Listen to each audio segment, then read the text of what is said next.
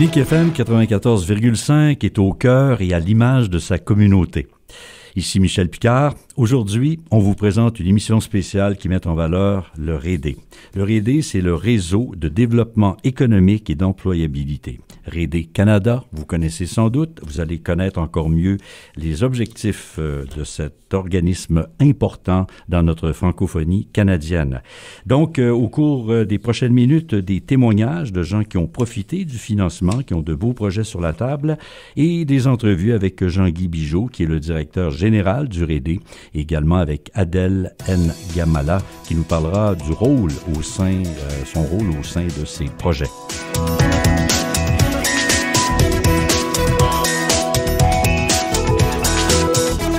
Alors, à tout seigneur, tout honneur, on va commencer cette émission spéciale en accueillant Jean-Guy Bigeaud, qui est le directeur général du REDE Canada. Monsieur Bigeaud, bonjour. Bonjour. Pour monsieur et madame tout le monde là, qui nous écoute d'un bout à l'autre du pays, probablement, et attentivement, c'est quoi le REDE Canada?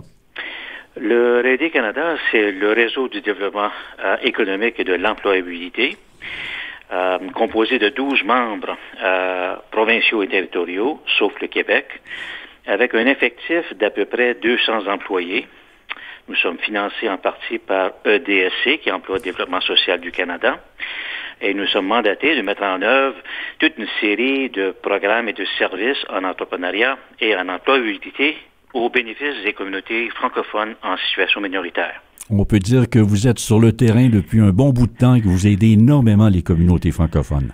Absolument. On est là depuis une vingtaine d'années. D'ailleurs, le REDE Canada célèbre cette année son 25e anniversaire. Alors, bon anniversaire, un quart de siècle, ça se souligne.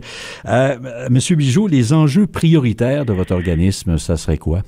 Les enjeux prioritaires sur lesquels nous travaillons et collectivement sont dans les secteurs suivants. Il s'agit d'abord de l'immigration économique, le tourisme, la jeunesse économique, le développement durable, en plus de mettre en œuvre toute une série de projets en petite enfance entrepreneuriale. Et vous êtes bien placé pour voir l'impact positif sur le terrain de tous vos projets. Mm-hmm. En fait, on travaille en collaboration avec le fédéral et on est en constante discussion et consultation avec différents ministères du fédéral et on offre évidemment notre réseau pour mettre en œuvre toute une série de programmes novateurs pour évidemment contribuer à la relance économique qui est en cours présentement. Alors c'est formidable parce qu'on entendra dans les prochaines minutes des témoignages de gens qui ont fait appel au REDE, qui ont eu droit à des subventions, du financement, puis ils sont très, très, très, très satisfaits de vos services. J'espère que ça vous rassure. Excellent, c'est une bonne nouvelle. Merci beaucoup Jean-Guy Bigeaud, directeur général de REDE Canada. Merci beaucoup d'avoir été avec nous. Ça m'a fait plaisir. Bonjour.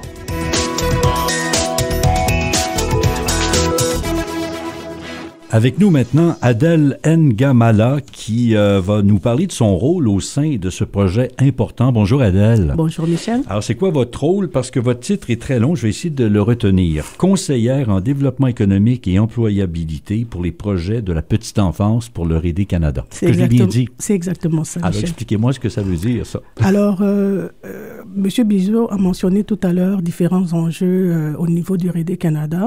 Et un des enjeux, c'est le service aux entreprises. Alors, moi, je suis conseillère en développement économique et employabilité pour les projets de la petite enfance. Alors, le projet concerne en fait le soutien que nous apportons aux personnes, aux organismes dans les communautés francophones et acadiennes qui veulent s'impliquer dans la création de services de garde pour les enfants de 0 à 5 ans. Et on sait que si on veut conserver notre français, ça se passe là également en minorité. C'est très important. Oui. Donc, vous connaissez bien le pays. Les gens frappent à votre porte pour ces projets-là. D'ailleurs, on va entendre des témoignages tantôt. Mais je suis curieux, Adèle, votre parcours personnel et professionnel dans le REDE Canada, ça ressemble à quoi?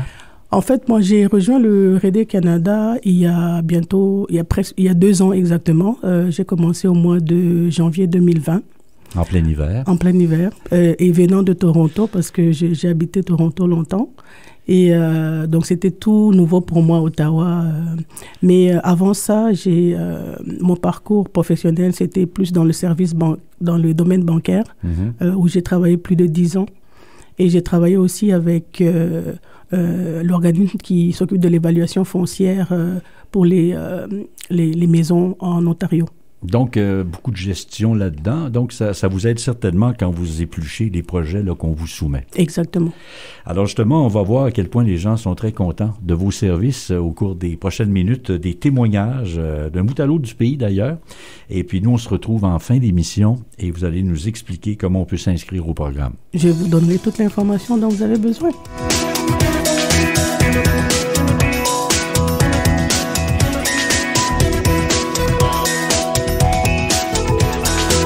Place au témoignage des porteurs de projets. On va aller retrouver Brigitte Lheureux, qui est la directrice générale de la Fédération des parents de la francophonie manitobaine. Bonjour Brigitte. Bonjour. Alors, parle-nous un peu de cette initiative et du financement obtenu là, dans le cadre de l'initiative entrepreneuriale en petite enfance.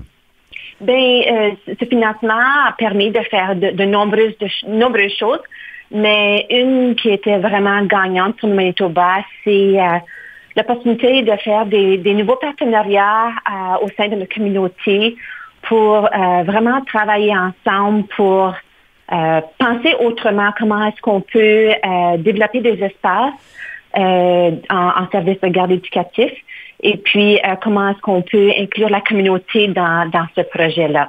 Et ça a été mis en œuvre. Donne-nous un petit exemple, comment c'est mis en œuvre, ça, dans la communauté manitobaine? On a eu la chance d'avoir des très bons partenariats, la Fédération des parents avec le CDM, ici Manitoba, et l'Université Saint-Boniface. On a fait de nombreux projets, mais on a vraiment vu la vue d'ensemble, comment le développer. Alors, on a un parcours d'ouverture d'une garderie familiale, pour vraiment adresser ce besoin-là pour les familles ou les entrepreneurs qui veulent ouvrir une petite entreprise comme ça. Et puis, on a aussi permis de regarder à des genres recrutement des employés dans le domaine. On a pu regarder à comment est-ce qu'on peut restructurer pour faciliter l'ouverture de nouveaux espaces en grands centres pour ouvrir un plus grand nombre d'espaces dans un seul coup. Alors, avec l'appui de CDM, on a vraiment vu le côté entrepreneur. Avec l'USB, on regarde vraiment la formation et puis la Fédération des parents fait beaucoup de développement professionnel au sein du domaine, puis on fait beaucoup d'appui aux garderies familiales, aux conseils d'administration, des centres d'apprentissage, aux directions et aux employés. Alors vraiment avoir cette vue d'ensemble, puis où est-ce qu'on veut se donner des objectifs de nombre d'espaces, puis où on devrait les développer, nous a permis de guider nos demandes auprès de ce financement et puis d'en sortir avec des résultats concrets. Tu avais entendu parler de cette initiative quand, au juste? Oui, ça fait quand même quelques années qu'on est dans le dossier. Je pense qu'on avait fait une toute première, un premier rapport communautaire, si je me souviens bien, c'était en 2019. On avait fait un sondage, on a reçu un peu de financement pour faire un sondage puis développer un plan de développement. Et puis c'est vraiment ce plan de développement qui a été fait avec la consultation de nombreux partenaires communautaires qui nous a vraiment guidés dans nos prochaines démarches auprès du financement qui a été offert par le RD. Alors, c'est vraiment un travail d'équipe. En terminant, dernière question, Brigitte, quelles seraient, selon toi, là, des pistes d'amélioration du financement pour répondre aux réalités des communautés francophones en milieu minoritaire? Pour moi, c'est vraiment de regarder à long terme, d'avoir du financement à long terme, parce que on veut ouvrir des espaces maintenant, mais on veut aussi développer la capacité de pouvoir continuer ce travail-là. Alors, c'est de continuer à soutenir des efforts concertés et puis qui permettent du développement à long terme. Merci beaucoup pour ce témoignage. Brigitte Lheureux, qui est directrice générale de la Fédération des parents de la francophonie manitobaine. Bonne route dans tous tes projets. Merci beaucoup. Merci à vous aussi.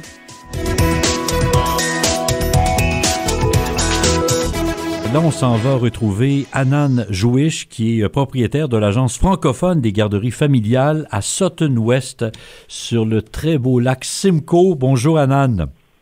Bonjour Michel, comment ça va? Ça va très, très bien. C'est un coin magnifique où vous habitez. Dis-nous, de fait, l'initiative comme telle, c'est quoi? Alors, une initiative comme ça commence, on va dire, avec une envie de participer au changement et de participer à la solution. Donc, je faisais partie, on va dire, j'avais une optique je me plaignais du manque de services de garderie, du manque d'accessibilité pour nos enfants francophones, pour des garderies francophones. Et puis un beau matin, je me suis dit, arrête de te plaindre, lève-toi et participe au changement. Ah ben, c'est magnifique. Et vous aviez probablement, votre équipe, besoin de financement. Exactement. Donc, l'Agence francophone de garderie familiale, donc je le raccourcis avec la FGF, a pris naissance en 2017. Et en 2017, donc, j'ai dû faire face à un bon challenge administratif puisque toutes mes politiques et tous mes papiers, je devais les soumettre au ministère de l'Éducation et ils étaient en français. Donc, il n'y avait qu'une ou deux préposés francophones qui devaient donc gérer quasiment donc toute la région de l'Ontario Sud pour ce genre de documentation. Donc, ça a pris du temps et j'ai enfin eu mon agrément 2 ans et demi plus tard. Et c'est là, après, il y a eu le changement, donc le challenge, le défi financier, où trouver les financements, où trouver en fait la suite pour pouvoir agrandir et opérer finalement mon agence. Et c'est comme ça que j'ai eu la chance en fait de tomber sur l'initiative entrepreneuriale en petite enfance de Rédé Canada. Et est-ce que tu peux dire que tu as atteint déjà tes objectifs? Ah oui, je pense que ça a été plus qu'une aide, ça a été vraiment un tremplin et je ne remercierai jamais assez Rédé Canada de m'avoir donné ma chance puisque en étant une structure très petite et très nouvelle, je savais que j'avais peut-être moins de chance face à des organismes très ancrés dans la province et qui militaient pour les services de garderie en petite enfance. Et donc, j'avais déposé un dossier, je me souviens la première fois, c'était au printemps 2019, et j'avais déposé un dossier auprès de Rédé Canada, et j'avais tout expliqué, c'est-à-dire toute la vision que je recherchais pour l'agence, pour donc l'expansion des services de garde francophones dans la province de l'Ontario. Et c'est comme ça que j'ai réussi à avoir mon premier financement pour financer une étude de faisabilité. Pour le bénéfice des auditeurs, ça ressemble à quoi ta petite structure? C'est ainsi que tu l'as appelée? Oui, c'est petit, mais elle a beaucoup de rêves et beaucoup de visions. Donc, c'était moi, en 2017, face à beaucoup de méandres administratifs, chercher, comprendre, lire les guides, sachant que je n'ai pas d'éducation en petite enfance, je suis juriste donc de profession. Et c'est vrai qu'il fallait d'abord comprendre en fait les exigences, tout ce qui était les besoins, les politiques à remplir. Donc j'ai eu beaucoup de chance de tomber sur des bonnes personnes qui avaient à cœur d'aider et de participer à ça. Des anglophones aussi qui m'ont beaucoup aidé, qui m'ont dit je te prête les politiques, regarde comment c'est écrit en anglais, la traduction, je te laisse le faire. Mais ça m'avait vraiment ouvert cette visibilité et aussi le gros défi d'être dans une communauté minoritaire linguistique. Donc ça, c'était vraiment délicat. Mais là, quand je regarde, on est en 2021, le réseau se fait connaître. Donc l'Agence francophone de garderie en milieu familial a créé ce qu'on appelle le réseau Bonjour Sunshine. Et c'est un réseau qui accueille toutes les garderies en milieu familial, qu'elles soient agréées ou non agréées, partout en Ontario. Et toutes les personnes ont donc un support. Donc le fameux défi que j'ai eu du point de vue administratif, je le donne et je le partage grandement à toutes les personnes qui souhaitent ouvrir une garderie en milieu familial. J'ai à cœur de me dire que si je suis passée par une épine ou par un petit obstacle, j'aimerais que les personnes après moi n'aient pas à passer par là. Donc si ma demande a pris 2 ans, j'aimerais que la personne d'après me dise moi ça m'a pris 6 mois, mais moi ça m'a pris 2 semaines grâce à tes papiers, grâce à ce que tu as pu me partager. Alors, tu es très reconnaissante envers le réseau de développement économique et d'employabilité, là, le RD Canada. Bravo. En terminant, très rapidement, une piste d'amélioration de financement, si c'était à refaire? Si c'était à refaire, je pense qu'il faudrait peut-être revoir la liste des frais inadmissibles. Donc la première, ce sera vraiment les frais d'assurance. Donc les assurances ne sont pas considérées comme des frais admissibles pour des financements, sachant que là, maintenant, avec le Covid et les restrictions donc de la pandémie et le fait que nos affaires, donc toutes nos entreprises travaillent dans le développement de l'enfant, donc nos primes d'assurance coûtent très très cher. Si des frais pouvaient couvrir au moins une partie, c'est sûr que ça pourrait nous aider, surtout comme moi qui commençons, ça pourrait nous aider financièrement à essayer d'avoir peut-être un tremplin pour utiliser cet argent sur d'autres projets, sur d'autres optiques qui pourraient nous aider. Les frais de marketing aussi, c'est très délicat aussi de pouvoir faire de la promotion si ce n'est pas couvert, sachant que des frais de promotion pour des campagnes publicitaires partout en Ontario, ça coûte beaucoup, beaucoup cher. Donc ça aussi, avoir des frais ici par rapport à ça. Et puis les frais de rénovation. Je pense que la politique et la problématique des services de garde en petite enfance, c'est le manque de place, mais c'est aussi, donc la solution, c'est d'en créer. Pour les créer, c'est d'avoir des établissements, des bâtisses, des immeubles qui pourraient donc agrandir leurs espaces. Et les frais de rénovation ne sont pas inclus dans les frais admissibles quand on demande un financement. Merci beaucoup pour ce témoignage enrichissant. Annan Jouis, qui est la propriétaire de l'Agence francophone des garderies familiales. Merci beaucoup, Michel, et merci beaucoup pour cette opportunité.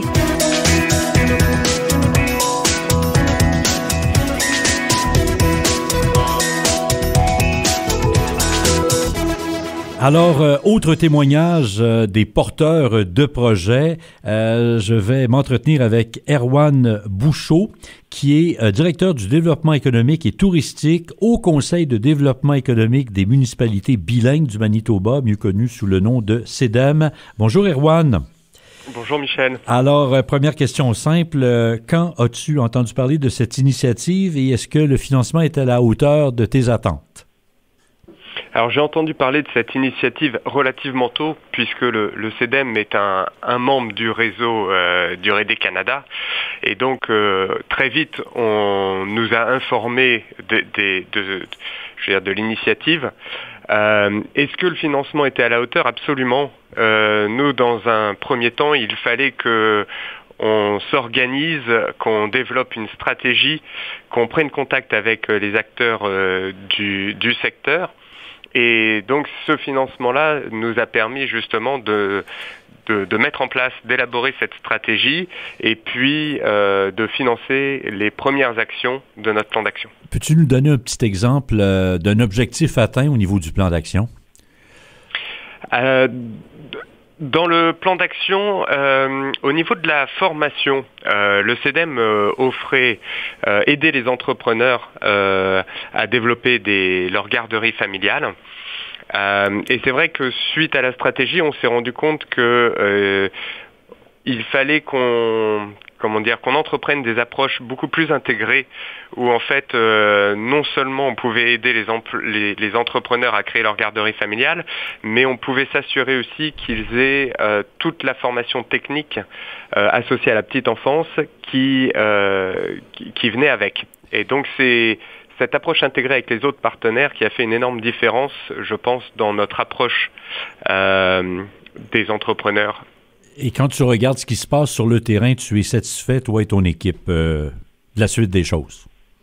Absolument. On est satisfait non seulement parce que les services qu'on offrait sont maintenant de meilleure qualité, mais qu'en plus de ça, le dialogue avec les acteurs nous ont fait prendre conscience de nouveaux défis, des enjeux qu'on avait peut-être sous-estimés.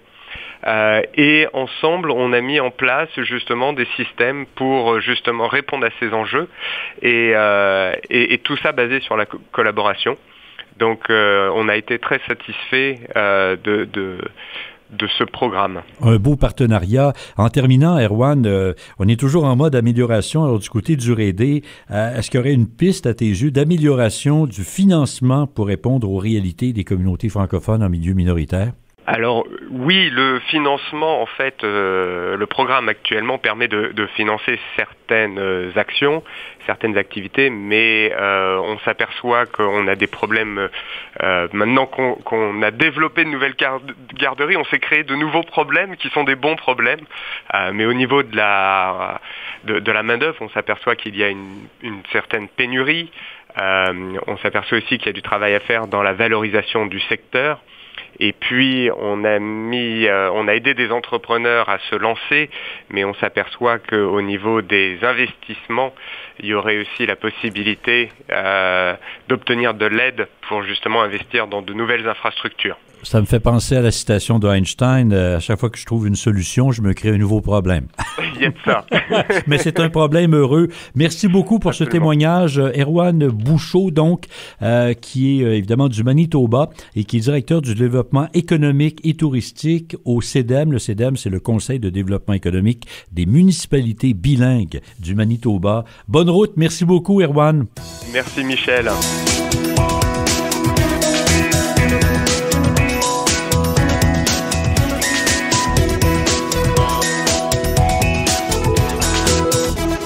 On s'en va à Toscott, en Nouvelle-Écosse. Toscott, c'est à 3 heures de Halifax. Gwen Leblanc est gestionnaire des services en développement économique et communautaire au Conseil de développement économique de la Nouvelle-Écosse. Bonjour, Gwen. Bonjour. Alors, Gwen, en quoi cette initiative du RAID t'a aidé, toi et ton équipe, pour aller chercher du financement et y aller avec un plan d'action? Oui, c'est ça. On a reçu du financement qui nous a certainement permis de relever certains défis dans le secteur de la petite enfance. Il y a eu des études qui ont été réalisées en 2019 sur l'état de la situation en petite enfance pour la communauté acadienne et francophone de la Nouvelle-Écosse. Et un des problèmes, qui n'est pas une surprise, c'est le manque d'éducatrices qualifiées qui de là limite les montants d'espace de garde disponibles dans les centres. Alors, pour gratter plus loin, une des raisons pour ce manque, c'est les salaires et les rémunérations. Donc, le financement vous a aidé à mieux payer les gens? C'est vraiment, on a eu besoin d'aller plus loin que ça. Ah. Et parce que on peut pas augmenter les salaires, mais qu'est-ce qu'on peut épargner dans les centres de petite enfance? La plupart, c'est des organismes à but non lucratif avec des budgets vraiment serrés. Et c'est à voir qu'est-ce qu'on peut faire pour améliorer ces budgets-là, sauver de l'argent, qui pourra faire ces emplois ici un peu plus attrayants. Parce que chaque centre fonctionne séparément.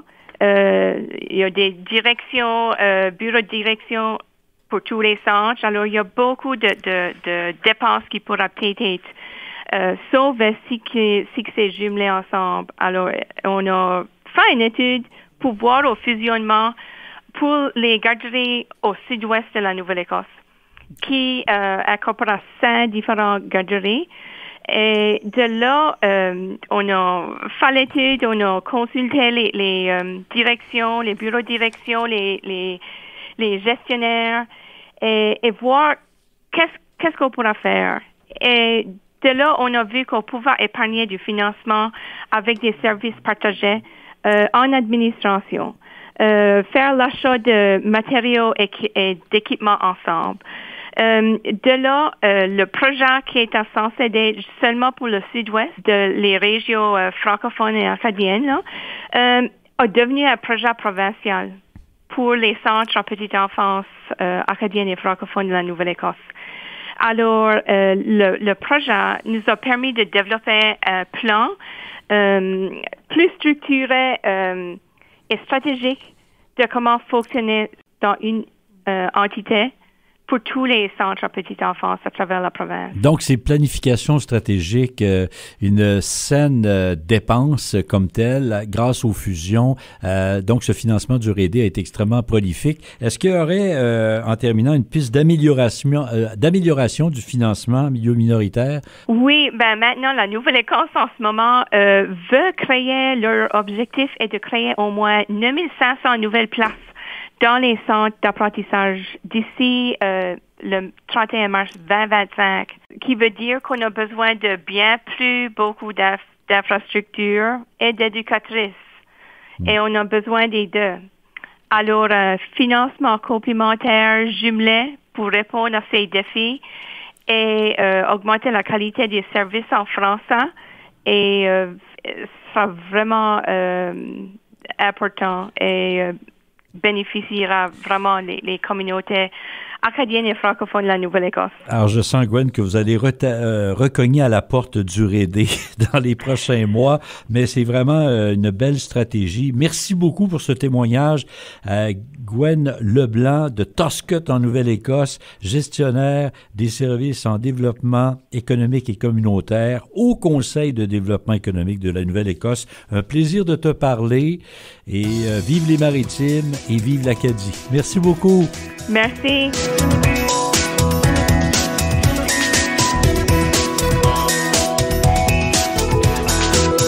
Alors, on a fait le tour du pays avec 4 témoignages extrêmement intéressants. On est allé au Manitoba, on est allé en Acadie, on est allé en Ontario. Et évidemment, on parle de projets qui englobent l'ensemble du Canada. Donc, j'y retourne avec Adèle Ngamala.